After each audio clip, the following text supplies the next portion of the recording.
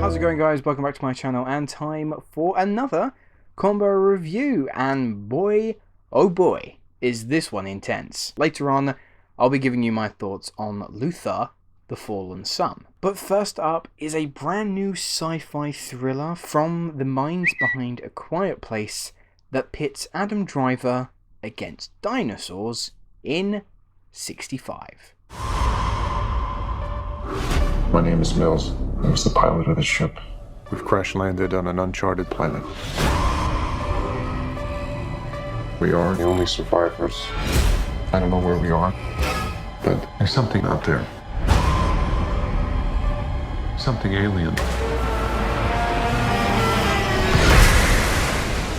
65 million years ago, dinosaurs roamed the Earth, and Adam Driver is about to find that out firsthand. He plays the equivalent of a space bus driver who crash lands onto Earth, having to fight for survival and trek his way to the escape pod. Sounds simple enough, right? Adam Driver shoots some dinosaurs, it's less than 90 minutes long.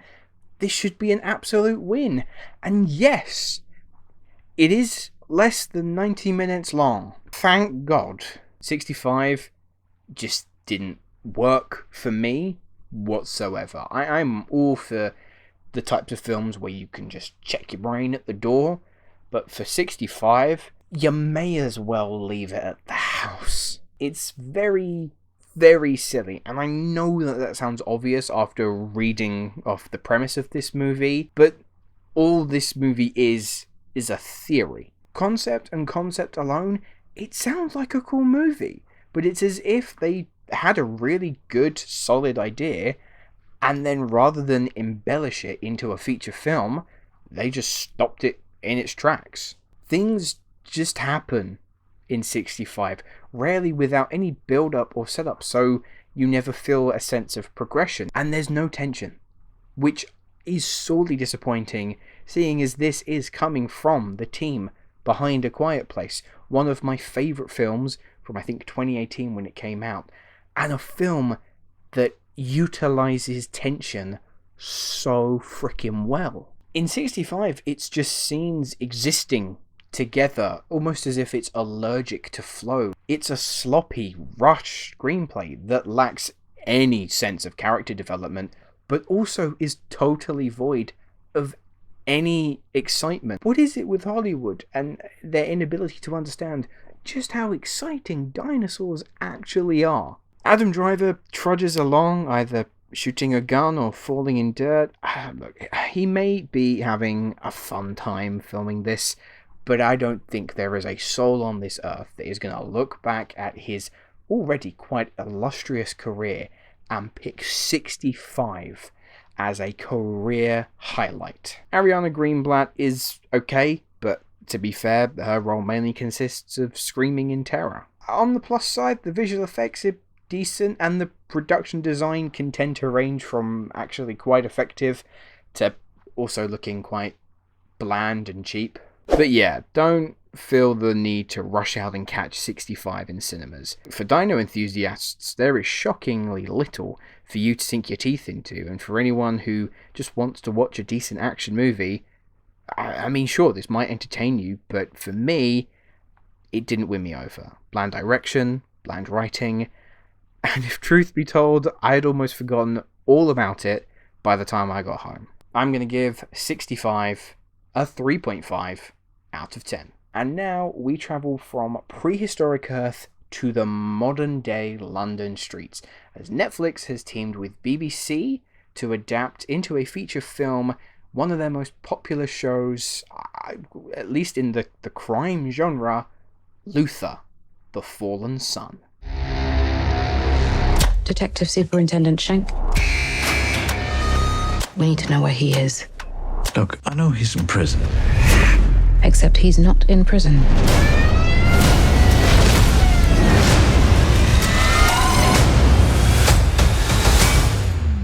Of course he's not. Idris Elba returns as the grizzled DCI John Luther, but this time facing his biggest challenge yet. A series of kidnappings and murders across the UK and Europe all lead back to an older case of Luther's. Since then, Luther's misdeeds have caught up with him, and he's currently stuck behind bars. But Luther being Luther, that won't stop him uncovering the conspiracy and trying to halt any more deaths. The show Luther was always a blast whenever new episodes dropped. The seasons were admittedly quite short, but each episode was like its own little movie, all assembling together to tell one larger case. And it certainly never pulled any punches. This show got dark and disturbing whenever it needed to, and did so very often. I actually think transitioning this property from a television series into a feature film adaptation hindered it. We're used to a lot of content and a lot of time for this story to be told, and I think condensing it down into a 2-hour restriction ended up not working in this film's favour, because ultimately there are going to be elements of the story that feel rushed, especially Andy Serkis's villain. Now, Serkis is on top form as the antagonist here. He's suitably unsettling, and the actions of his villain are messed up. But when it all comes together and we build to the final act, it's all a little bland. He's almost too basic. Like, I was really expecting there to be more to him, and there just isn't. I think it goes to show that you could be as dark and twisted as you want to be, but fundamentally, if it's not good storytelling, then it's not serving a purpose. As for Idris Elba, he, of course, knows this character like the back of his hand. I wouldn't say this film peels